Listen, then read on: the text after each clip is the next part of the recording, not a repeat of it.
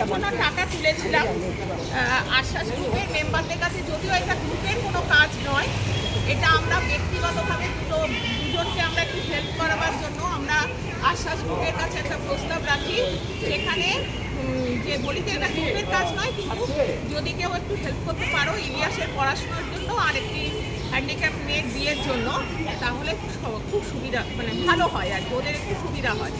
তো সেই জন্য আমরা আশ্বাস গ্রুপের আবেদন রেখেছিলাম, এটা আবেদন রেখেছিলাম জাস্ট। এবার এটা এখানে আশ্বাস গ্রুপের টাকা নেই, কিন্তু আশ্বাস গ্রুপের মেম্বাররাই টাকা দিয়েছে, ঠিক আছে।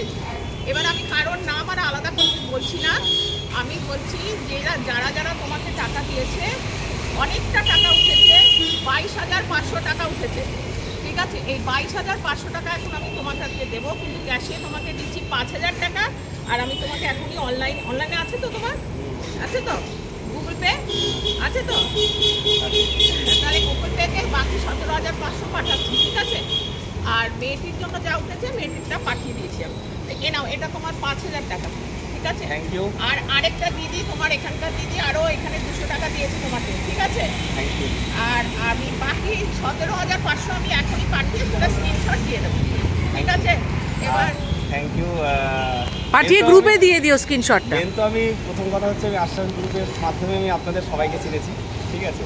আর আশ্বাস গ্রুপটাকে চিনেছি হচ্ছে অঞ্জনাদির মাধ্যমে, ঠিক আছে। অঞ্জনাদি হয়তো আজকে নেই, তো দিদিদের সঙ্গে মোটামুটি অনেকগুলো কাজই আমাদের এগিয়েছে। আশা করছি আগামী দিন আমাদের আরও ভালো কাজ এগোবে, এটা আমরা আশা রাখবো। নিশ্চয়ই তুমি আরো ভালো করে পড়াশোনা করো। তোমার আমি অ্যাকচুয়ালি দিদির কাছ থেকে মেনলি হচ্ছে টাকাটা আমি ধার হিসেবে দিয়েছিলাম, তারপরে দিদি তখন বললো যে তোমাকে সবাই ভালোবাসাতে তোমাকে ই করেছে। এটাও হচ্ছে আমার কাছে বড় পাওনা যে আপনাদের মানে এই ভালোবাসা নিয়ে আমি আগামী দিনে নিশ্চয়ই যদি ভালো জায়গায় যদি পৌঁছাতে পারি, কেননা আপনারা আমি এটুকুই মনে করি যে আপনারা আমাকে সবাই ছেলের মতন যেখানে ভালোবাসেন, অতএব কখনো মা বাবার ঋণ কখনো শোধ করা যায় না, এটা হচ্ছে কথা। খুব ভালো থেকে তুমি বড় হও, আরো বড় হও, তোমার লক্ষ্য পূরণ হোক। আপনাদের কাছে আমি কথা দিচ্ছি যে আগামী দিনে রেজাল্ট আমি পেয়েছি। আমি আমার ফার্স্ট সেমিস্টার আমি ফার্স্ট হয়েছি, আমার ঠিক আছে, নর্মালদের মধ্যে ফার্স্ট সেমিস্টার আমি ফার্স্ট হয়েছি, আমি গ্রেড 1 নাম্বার পেয়েছি আর কি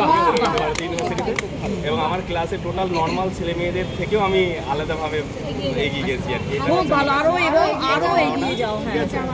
এবং আমি সারাদিন তো কাজকর্ম করি, এবং সন্ধ্যেবেলা রাত্রেবেলায় আমি পড়াশোনা করি, অনেক রাত্রে 2-3টে পর্যন্ত জেগে পড়াশোনা করে তারপরে আপনাদের এই জায়গাটায়